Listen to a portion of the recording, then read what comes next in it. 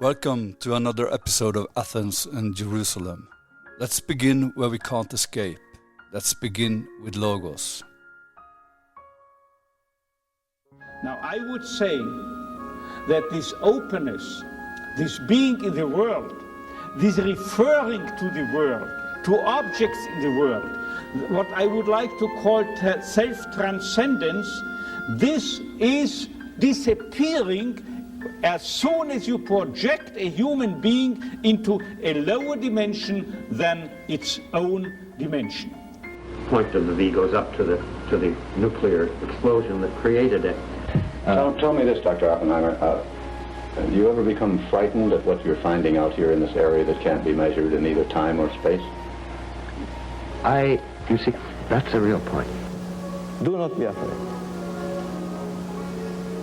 Open your hearts, open up your hearts. Open up your hearts to Athens and Jerusalem, the infants of our culture, united, independent, polarized, and even bloody. Athens, the cradle of wisdom and rationality. Jerusalem, the cradle of faith and spirituality. In this podcast, we look at reunion. Could reason be more than modern secular skepticism? And could spirituality be more than belief?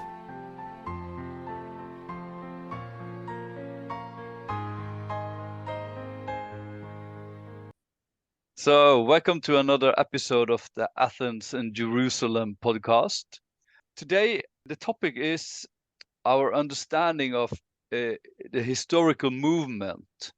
Does history have some kind of progress or decline, or is it possible to think of meaning in life without thinking progress?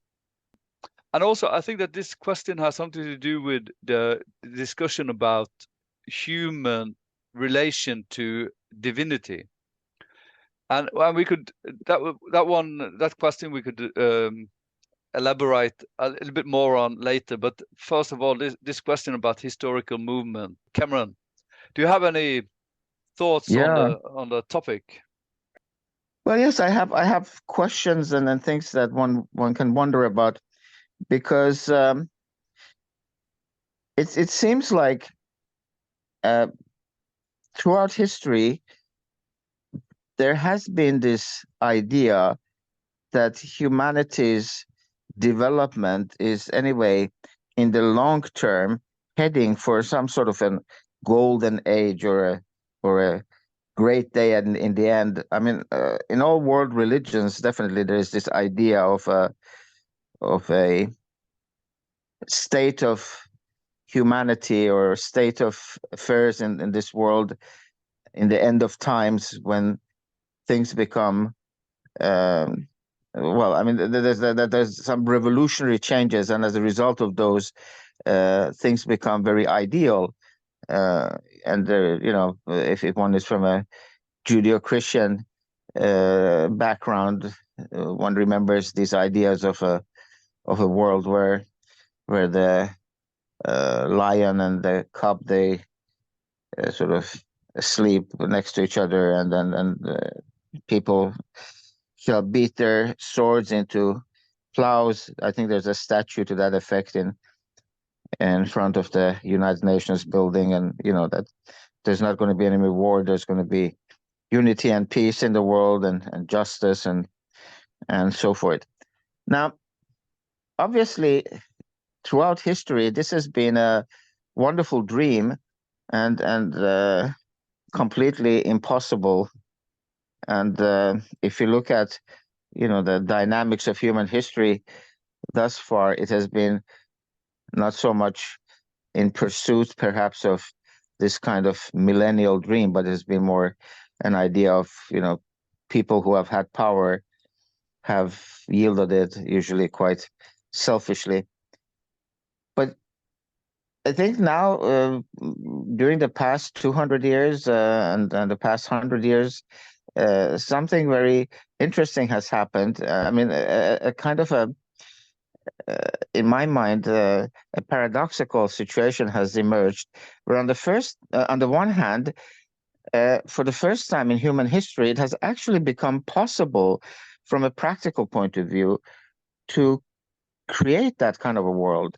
I mean, we have now the means, we have the practical means, and there's even, one could say that there is even signs of the kind of global consciousness that would make it possible for us to create a global society based on harmonious relationships between different groups of people. And it is practically possible for us now to create a world where there is justice, where everybody enjoys the benefits of this planet Earth, and then where we can live together as one people on this one small planet. But at the same time, on the intellectual level, especially with postmodernism, all kinds of ideas like this, any sort of I would say, grand story or an idea that evolution would have some sort of a predestined or even if not predestined, but that there would be some sort of a climax of sorts, and that there would, and especially anything that is sort of thought to be globally unifying is seen as potentially hegemonical, and that thereby not very desirable. So I think we are now in this very interesting situation where it is possible for us finally to realize that millennial dream, although I think the intellectuals, by and large, especially social scientists, are not necessarily yet, at least as a majority voice, advocating that. But I think there's a third factor to be taken into consideration. The third factor is there a future possible for humanity without actually going for that kind of a future? Is there an alternative to that? And I think what is happening in the world today more and more clearly shows that there isn't.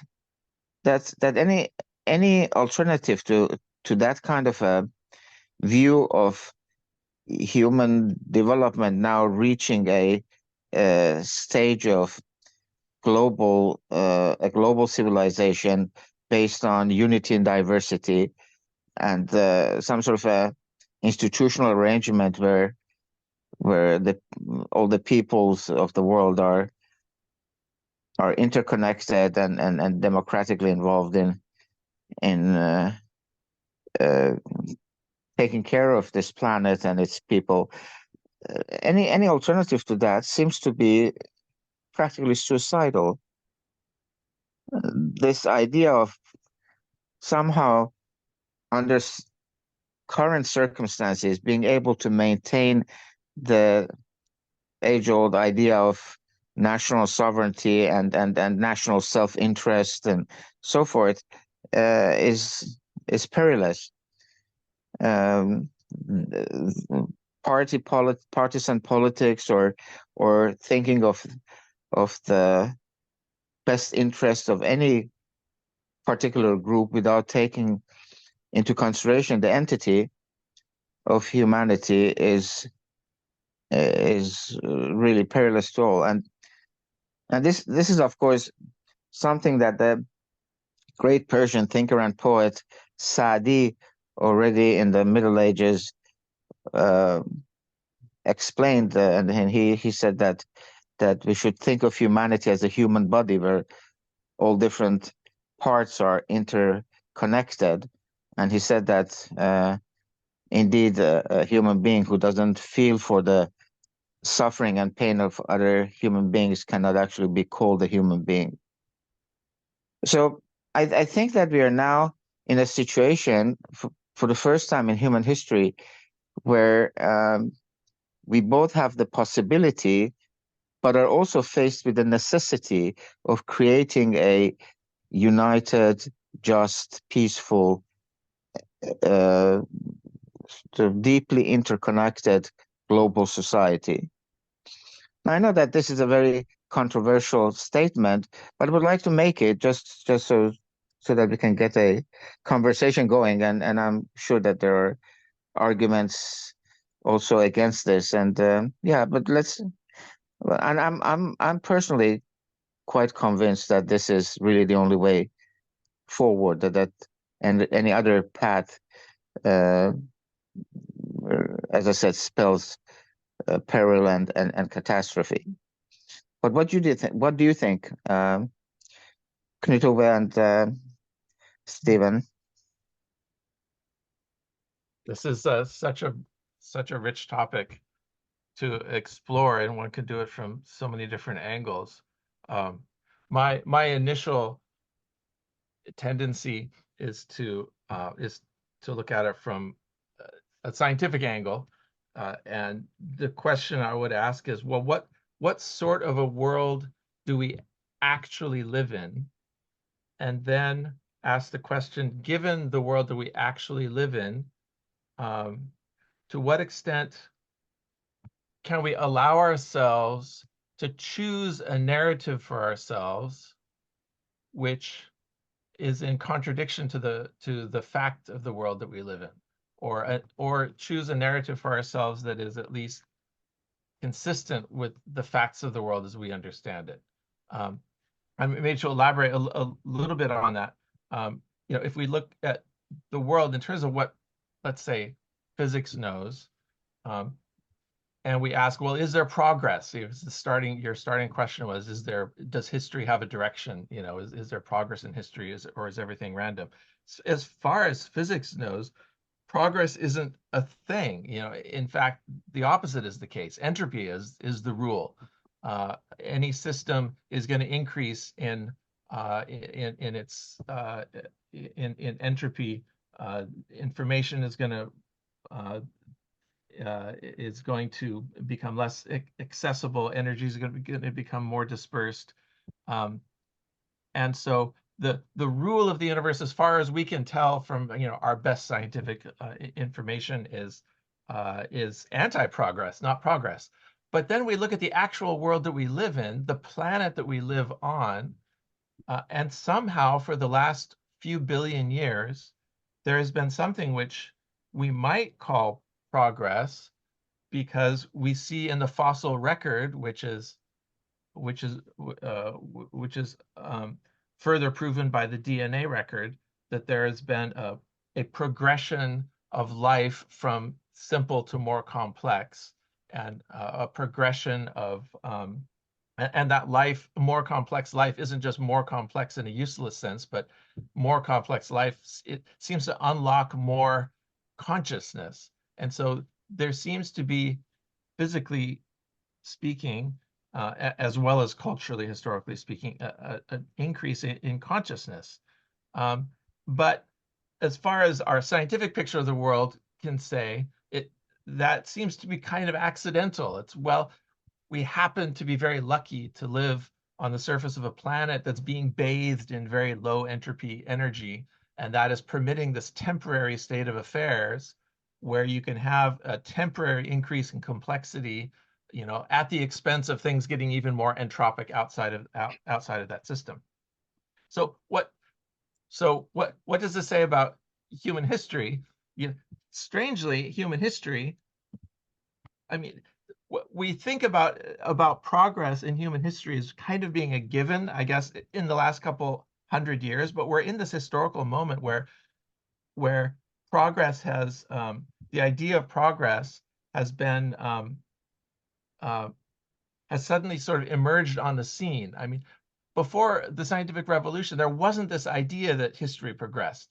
The ancient Greeks and Romans didn't think they were an improvement over even older people. They looked at ancient Egypt as being the height of civilization. They saw themselves as already being a sort of decline from some higher state of civilization and culture. The idea of history having a direction, of there being some movement of history, is something which is fairly a modern idea. And although, as I mentioned, there's some evidence for this in the physical record of the planet. Whether this is a rule of the universe seems to be open to question. So given that, how ought we to view history as human beings on this planet? What should we teach our children in classrooms? Should we teach our children that humanity is just some accidental chemical scum, coating a very, unexceptional planet in a very average galaxy, and it's all going to go away in a few million or a few billion years as the sun gradually heats up, as it gets older? Is that the story we want to carry forward as humans on this planet? Or do we want to choose a narrative for ourselves, which is something like we're special, we're chosen in some way to accomplish something in the world that has something to do with pushing the boundaries of knowledge and pushing the boundaries of consciousness and increasing the ties of love and connection with others? But is that narrative of progress, which seems to me like we need to choose that narrative? I mean, you ended on the point that we can't not have a narrative which is larger than the narrative of competition between this and that group and this and that tribe and this and that nation. It's an existential question for us now, an existential problem that we need to see ourselves in some larger light than just being tubes that are taking food in at one end and letting stuff out at the other end, and multiplying ourselves and wiggling around and making noises at one end. We need to choose a narrative for ourselves that we're somehow fundamentally more than this. Is that narrative consistent with the fact of the universe before us? Does it matter? I suppose those are open questions that make it a very interesting topic. I think one of the big questions is what is it in reality that could be more than just entropy? What is it that gives human this special possibility of actually bringing life more in a progressive way? Mm-hmm. I think we have discussed this a little bit before in the podcast, and I have this idea about this concept of natality, that we have some kind of ability of creating something good, like a quality, but it might not be possible for natural science to study it. I'm not sure. There's like such skepticism for these sorts of ideas in the scientific community, at least let's say in the physics community, and others besides, I imagine. And that skepticism, I think, comes from the understanding that the universe that we know best, which is the universe at the smallest scales, the universe in the particle accelerators, there seems to be closure of physical laws. I mean that in the sense that we know all of the forces and interactions that are possible for matter as it normally appears in the world. Electrons, protons, neutrons. We know how things work. We know what forces are at play. There doesn't seem to be room for there to be some extra force that could somehow be coming in and rearranging things to make things different than how we would expect, just from the known laws of physics, gravitation and electrodynamics, strong, weak nuclear forces. But I would at the same time point out that it's also a feature of our physical understanding of the universe that certain phenomena, physical phenomena, really only appear when you look at matter at scale. And entropy is an example of this. Entropy is one of the most, let's say, well-attested physical theories. We know for sure that if you put a dollop of cream in a cup of coffee, that cream is going to end up spreading through the coffee in an irreversible way. You can't unmix the cream and the coffee. That is one of the most rock solid, things that we know about the universe. But if you ask the individual molecules of coffee and cream in your coffee cup, they would laugh at you if they could laugh. They would laugh at the idea that they are beholden to some larger force of entropy. They say, no, I'm perfectly free to bounce around however I want. The law of entropy only emerges when you look at huge numbers of atoms all working together.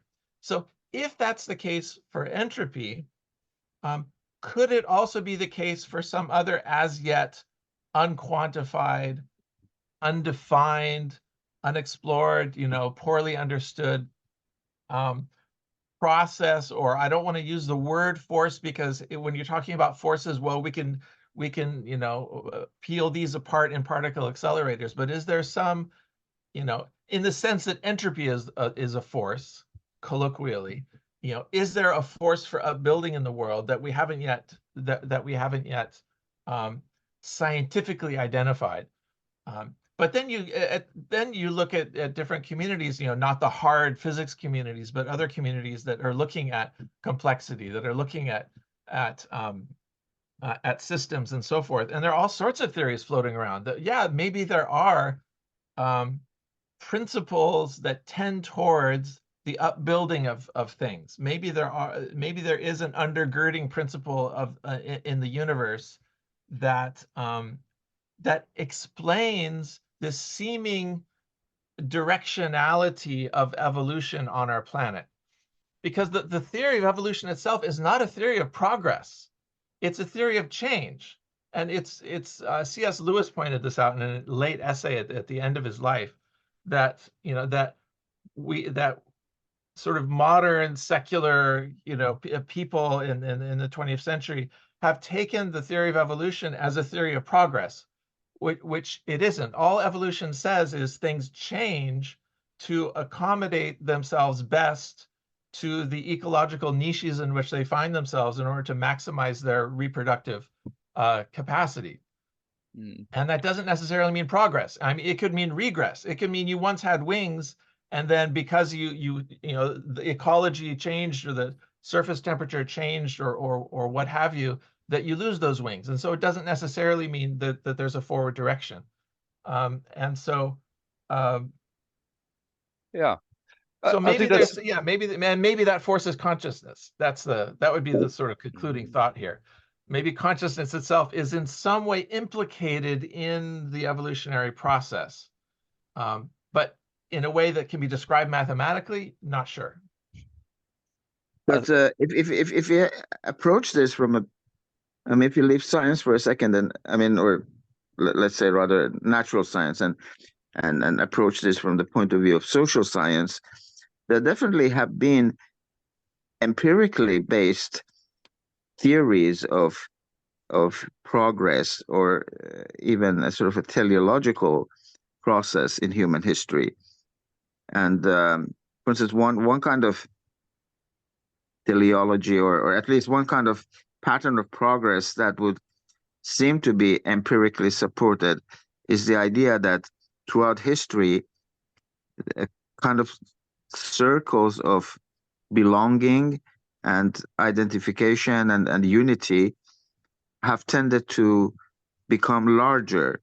So, I mean, starting with, in the first instance, us maybe just identifying with and feeling some sort of connectedness with our immediate family, and then later on with a clan, and then tribe, and now there's the nation, and so and we can see that there's the potential of some sort of global unification. So there seems to be some sort of a trend of ever broadening and widening circles of belonging and identity, and sort of like feeling connected to. But I think that the opposition of social scientists to these kind of theories has been more, I would say, alarmistic. I mean, the idea has not been so much that they have been proven wrong based on the fact that they're not supported by empirical evidence, but just the very idea that there would be such a notion has been considered to be dangerous because it would easily lead to, as I said before, some sort of an hegemonical thinking, or somebody wanting to sort of misuse this kind of um, theory or model to argue for the supremacy of one ideology or one thought. So I think somehow here we need to try to get rid of those psychological phobias and suspicions that social scientists have, and so to be able to more freely and in that sense more scientifically really see what the evidence is, and can be empirically um, draw conclusions about how evolution or progress in human social um, relationships has taken place up to now, and what are the possibilities for the future. As I said, I think and the final question is there really I think this is an important question. Is there an alternative to some sort of global unification? Is there, I mean, it may, one could theoretically say it will not happen, but if it doesn't happen, is there really, what are the chances of humanity surviving at all? I think our caution towards grand narratives is in part justified. I mean, we see the damage that those have done. I mean, picking one, Marxism is an example of a grand narrative of history, which itself draws a bit on Hegel. So in philosophy in the 19th century, there was, a tendency to try to bring in ideas of progress and sort of bake it in to history, but then it too easily turns into a kind of very top-down kind of totalitarian system we've found as it's been actually attempted to be applied in the world, and so a reaction against totalizing grand narratives is understandable, but then we're faced also with this like pragmatic necessity of the fact that we're living in a world which is boundaried and has limited resources. We've explored as far as we can and occupied, the land as efficiently as we can, and we're out of space, we're out of resources. We can't keep expanding and growing on the same trajectory that we have since, let's say, the dawn of time. And this requires, I think, a different kind of narrative. But I think it's a great question whether the narrative that is required is one which is totalizing and global in the sense that it washes out the local differences, or is it possible to square the circle, to have a narrative which is global enough to create the kind of unity and consensus action and coherent action that is required existentially for this new stage of human history, and at the same time sort of permits the kind of freedom for local narratives in their own way to thrive. I guess to put it in simpler terms, is unity and diversity like something that's really attainable? Is this something that we want, and is it attainable? It seems to me it's something that we want. I mean, I can't imagine that the imposition of one single narrative upon the whole world, be it one religion or one way of thinking about things, is the best way to promote human flourishing, because humans just seem so intrinsically different in the way we think and in the way we act, the way we think about others, the way we create culture, and the way we celebrate culture. It's just so different around the world. And is it imaginable that there's one best way to do it and we just need to impose that worldwide? I reject that idea. But then that leaves a very difficult problem, which is, okay, having the right degree of unity to survive, but at the same time, allowing the differences to exist and not to create disunity. Because I think there is some kind of great narratives also in this idea that we as humans are so different, and we could call this the open society, or we could call it maybe deliberate democracy, as the concept of this narrative, especially in social science. And one of the big discussion in social science from Marxism was this discussion between the West and the East, and which kind of political system that was the best. And Alexander Khrushchev, he said that also that liberal democracy would win over communism.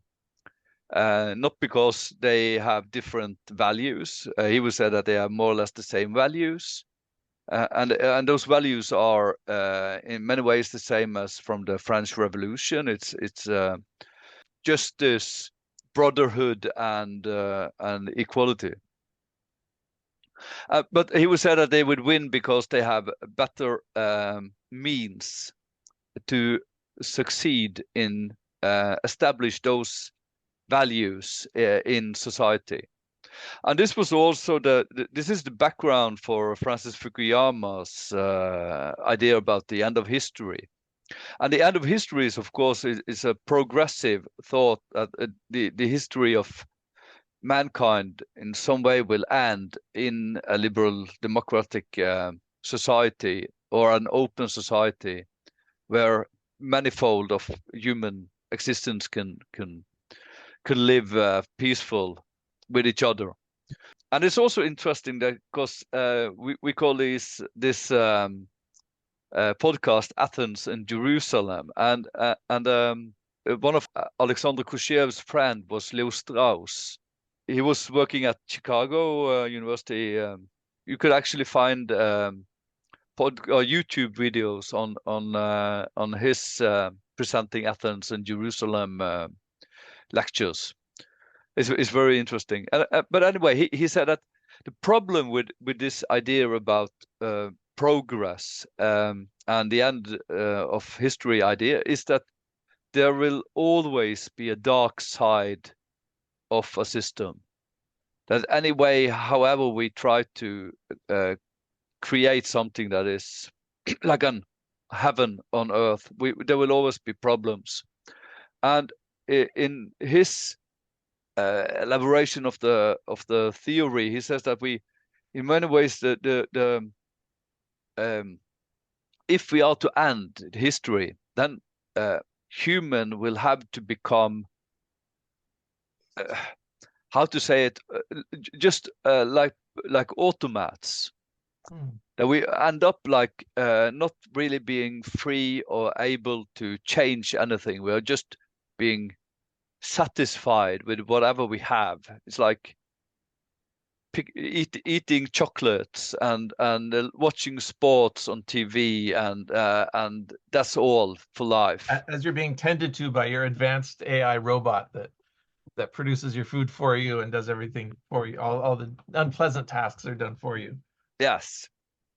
And of course, what is the problem? The way I interpret him is that he says that we end up not being able to realize our own existence. So we end up what we are always we're often discussing in this podcast. How should the human being today have the possibility of having a meaning in life? That questions ends in the end of history. So that's also why he would say that there will always be new way of systems that the human beings will try to convince others. But then, is it still some kind of open society that is his position also, or is it more a clash of civilizations, as you say, Stephen, that we're gonna end in? Yeah. And I would like to also bring under question this whole idea of the unity and diversity. Yeah, I completely agree that obviously both individuals and cultures are diverse, they're different, but to what extent and in what way? I mean, there's been scientific studies made about, for instance, human problem solving, which have shown that fundamentally human rationality functions very similarly within different cultural settings. So, and of course, and we discussed this in one of our podcasts, which was about Ibn Rushd and those fellows, so to say, the medieval Andalusians, so to say. And they were very strong Aristotelian rationalists and believed that, human rationality was something that connects us. So I would like very much to think, or I think that we could think of human diversity in terms of how we see, let's say, various instruments in an orchestra. Obviously, there are different sounds and there are different ways of playing them, but the how to say the musicality that makes you a good player of any instrument is the same. The musical theory is the same, and all you need is that you need to be actually agreeing on playing the same piece, because obviously if you're playing simultaneously different pieces with different instruments, it's going to be cacophony. So you need also some sort of a orchestra conductor, some sort of institutional framework that will coordinate their efforts. But given those factors, then I think uh, there is a possibility for different instruments to come together and to create a beautifully rich sound, which is based on diversity as much as it's based on unity as well. And I think something similarly is possible in human society and human culture. But I think we need the same sort of symbolically same elements. We need to have a sort of a shared musicality or shared consciousness about things. We need to have certain institutional frameworks, and we need to have some sort of a unity about what are the values or the principles upon which we are co-creating or collaborating and doing something. Given those factors, I think it's completely possible for us to have something which is global, that is to the benefit of everyone, and which still allows for diversity as well. But I don't know, or is that just a very over romantic view, do you think? A few years ago, I read a short book. It's called A Short Introduction Series, a book on the meaning of life by Terry Eagleton. And he offers a slight improvement on the orchestra analogy. The orchestra analogy is great because it includes the idea that you have different people playing different instruments, which requires different skills, but then there's a conductor that's keeping everything together. So there's unity and diversity in the orchestra. But an orchestra is also playing note for note what's written on the page. And so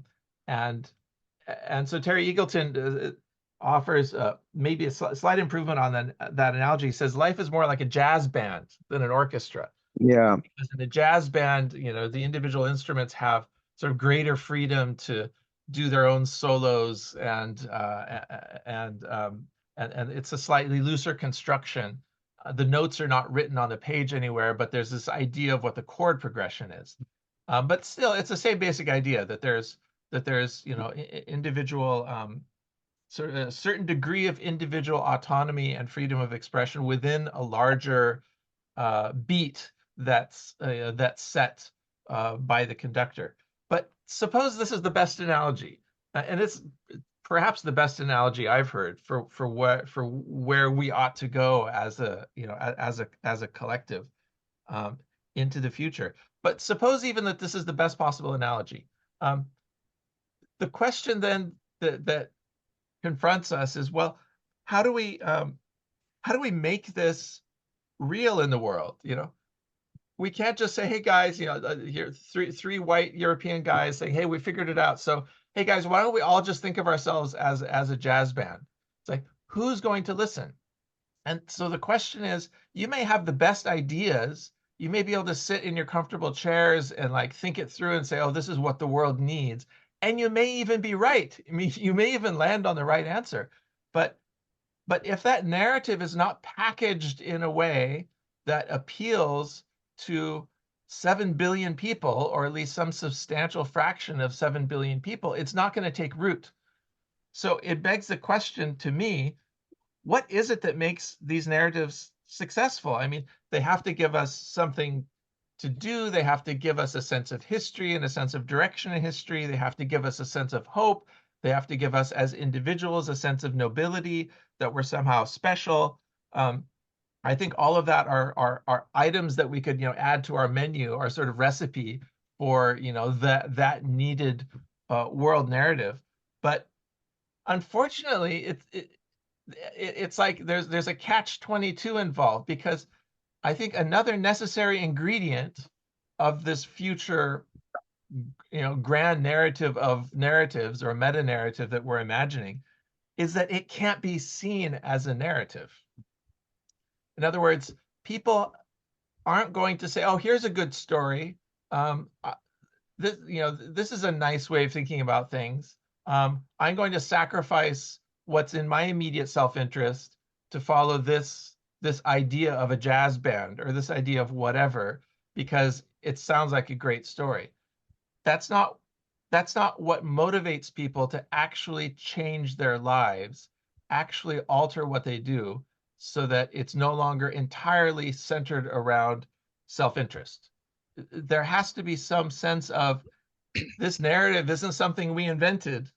There has to be a sense of, this narrative was somehow divinely revealed. This narrative somehow comes from someplace outside of us.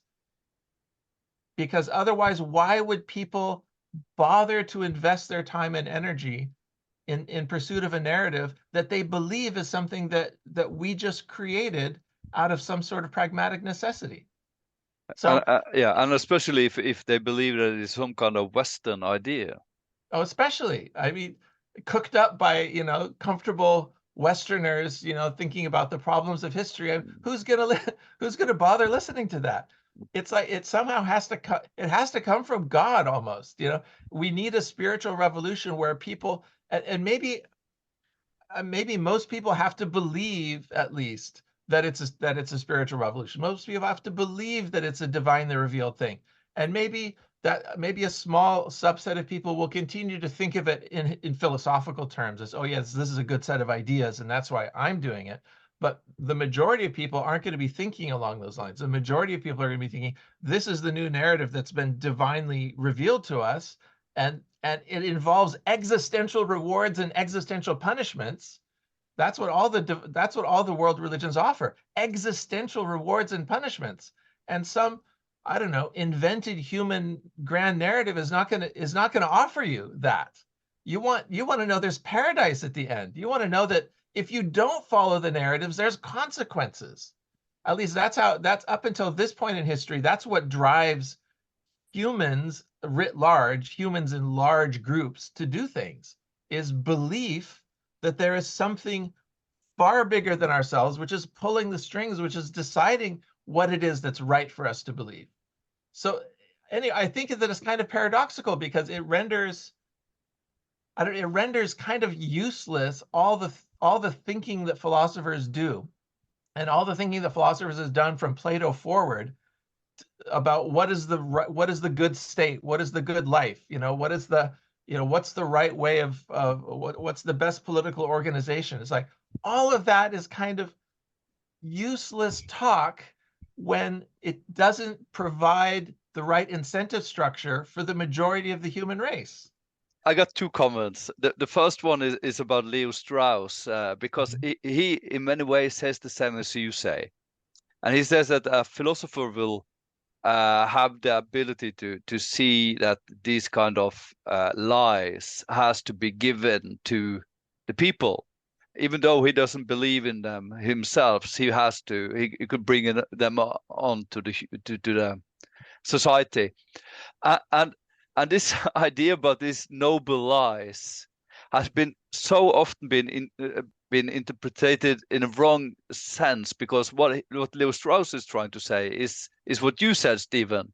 But people like Paul Wolfowitz, he believed that lying about if Saddam Hussein had atomic weapons or not was the same kind of noble lies as this lie about the divine narratives. But of course, it's not. It's not at all. So he was just stupid. He didn't understand what the theory was telling him. But anyway, enough about Paul Wolfowitz. I think that this in the intro, I tried to say that this whole idea about a good society on earth, or like a heaven on earth, has something to do with the human relation to the divinity. And I think you are pointing on that one now, because in one way or another we have to understand what, because when I talk about divinity in this way, I talk about universal ideas or universal thoughts, or something that is eternal, something that's not changing. And the question is, do human, or in what degree do human have universal thoughts on what is a good society? How should we create a political standard that is just for everyone?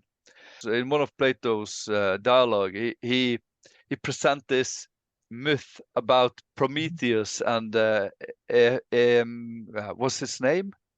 Mm-hmm. Epimetheus and Prometheus, and this myth is that human was given very little abilities, and then Prometheus had to steal from the gods to give human some kind of divine abilities. And the thing was that he got the fire, and he also got the arts. So human have, in creating arts, they have some kind of divine abilities. But he wasn't able to steal from Zeus their logical ability of what is best for every human being. So we are always going to be just kept with understanding of what is given to each, of what is of our own interest.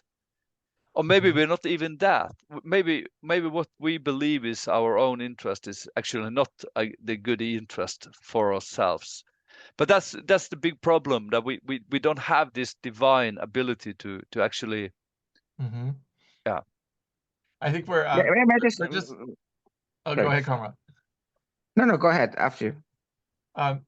We're going to end up just affirming what Alfred North Whitehead said about Plato, that all of philosophy is a series of footnotes to Plato.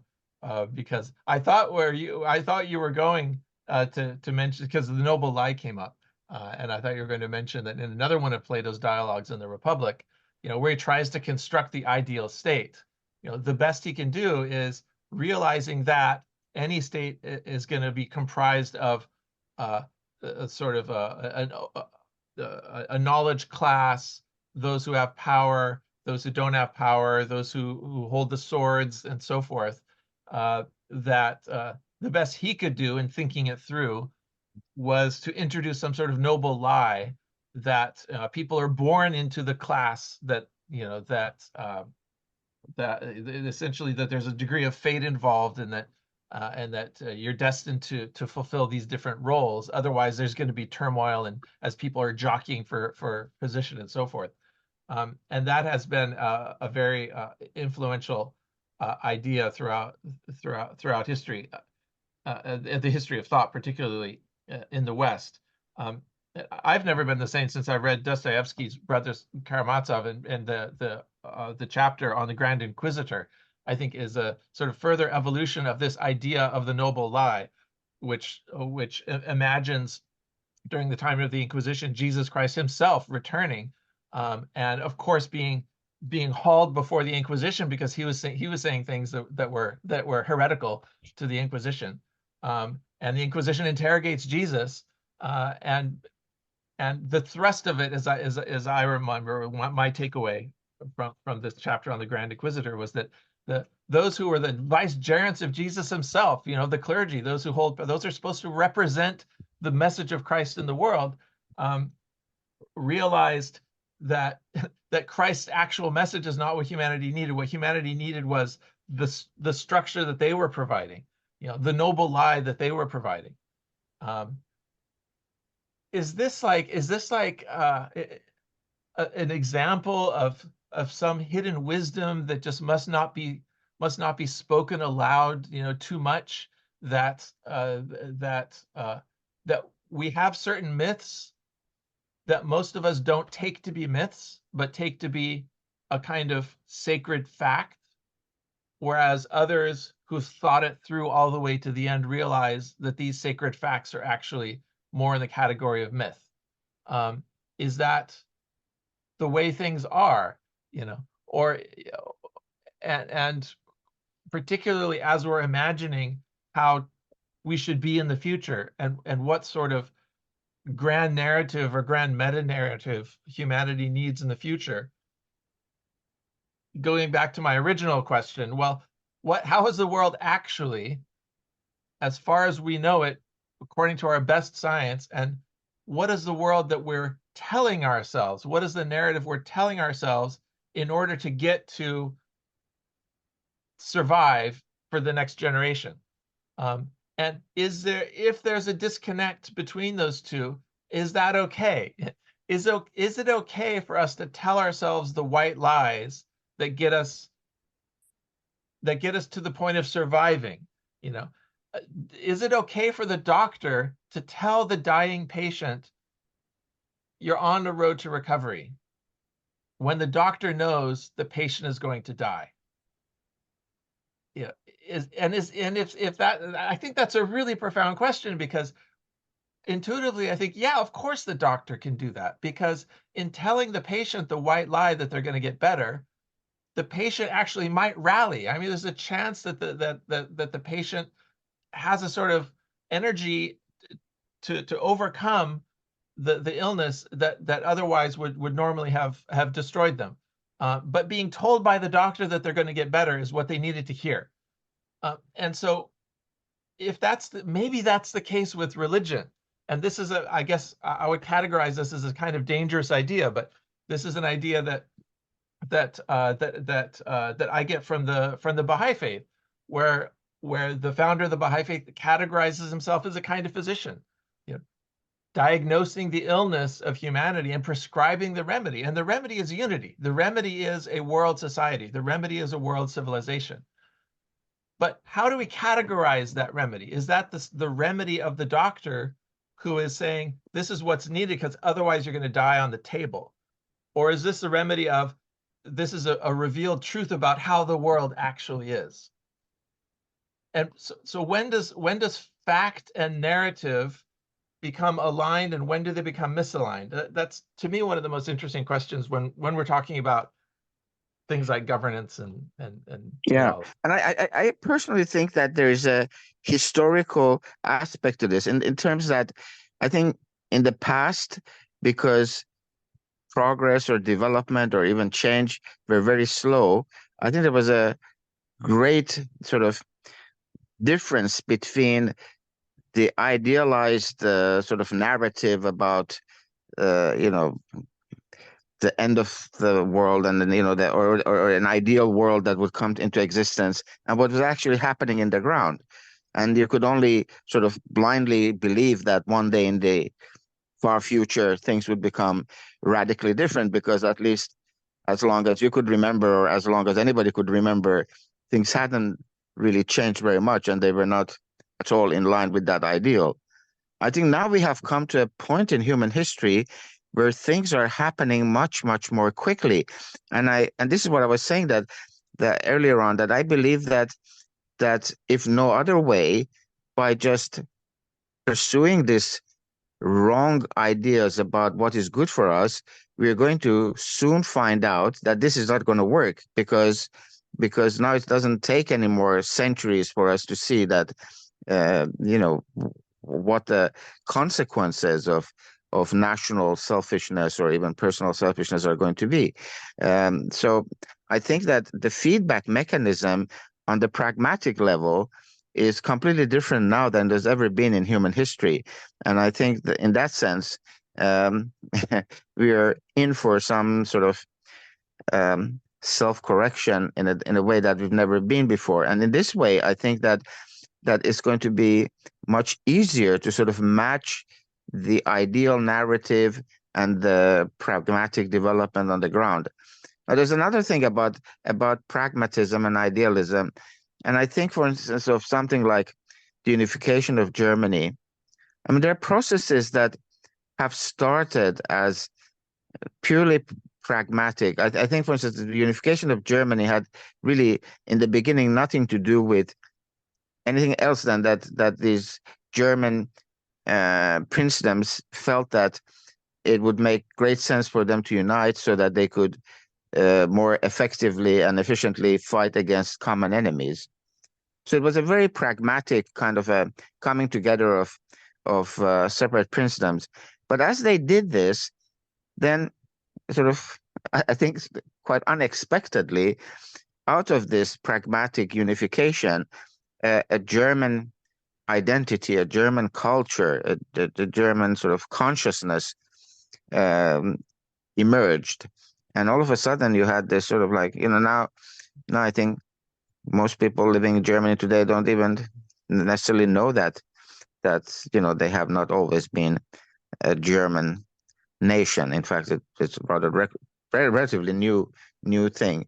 So I think sometimes pragmatic necessities can lead to higher order developments, and in these ways, I think that in today's world, I find it very difficult to see really any other alternative, either pragmatically or ideologically or ideally, than the some sort of a just coming together of humanity as one organized entity. I think any other way has already proven and is proving more and more, whether it's in terms of wars or economic problems or even the environmental havoc and the climate change things, that any other alternative is totally self-destructive. I think one way of resolving this tension in my mind is to say that the narratives that are effective are ones that are going to be aligned with the underlying facts. Even if on the surface, the narrative seems to fly in the face of the fact. And I'm thinking in particular of, I was in Helsinki a couple years ago, and I was in a Museum of Modern Art in Helsinki. And I walked into a room in which they were projecting various preachers preaching in the 60s in the United States. And one of the preachers went on, and I was just transfixed by this preacher. He was saying, and I can only reconstruct a couple words of it, but he went on giving these pairs of, he says, the fact is that this is a world of darkness, but the truth is it's a world of light. The fact is that we are oppressed and we're oppressing each other, but the truth is that we are free. And it was a pairing of what the facts of the matter are versus what the truth is. And in each case, the truth was completely opposite to the fact. And this is, I think, the relationship captures the essence of this relationship between the facts of the matter in the scientific sense, the information and the narrative. And sometimes the narrative is opposite the information, but it aligns you in a way, the conviction that the truth is that we are free allows us to overcome this temporary state of oppression that we find ourselves in vis-a-vis each other. And I don't know, that's just a, I don't know, short story of something that was very influential to me. I think what you said about Cameron, do you have a comment on Stephen's? Just very briefly, that I think the concept that emerges here, and which we might want to discuss more, and we have already touched upon it, I think, in previous conversations, is that of potential. Because I think, a situation has a sort of a current state status, and then it has a potential. And if you don't see the potential, then you definitely cannot contribute to the development of that system. The fact is, it's a tiny seed, but the truth is, it's a towering tree. Exactly. You look at Bravo. the thing in the present. Exactly. It's nothing. It's nothing. Yes. No one can even see where it's going. But the truth is that tiny seed is going to become this towering tree. Yes. And I think that's the way we have to look. That's the kind of narrative the world needs. Exactly. And actually, later on, we can consult about and discuss about how this is also a primary educational principle. Because when you look at your students, the important thing is, what potential do you see? Do you see a miserable, failed kid, or do you see a possible well-doer of humanity? And depending on what your view of that potential is, you're going to treat that kid in a certain way, and that in its turn is going to result in a different kind of a kid growing up. I think that's a good ending of this episode. Cameron focus on not only on society but also on education. And Stephen, I think also this. I have these tensions in my brain for the moment, and I really agree with you there. And I think I guess the listeners also might have, because it's not very easily solved, and it's not very easily understood. And I think also that we, as long as human being do feel some kind of injustice, I would say there will always be a fight towards something better. And that also might be what the potential of mankind is all about. As long as we believe in this feeling or notion, or what should we call it, of justice, that that humans do have the ability to understand what is different between right and wrong. So Fantastic. I hope that everybody had a great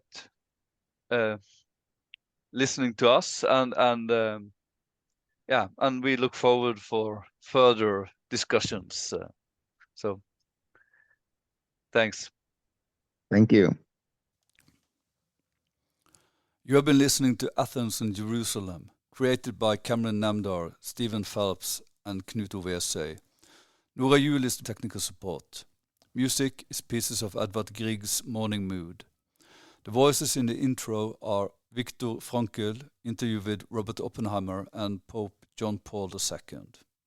Thank you for listening, and please check out another episode.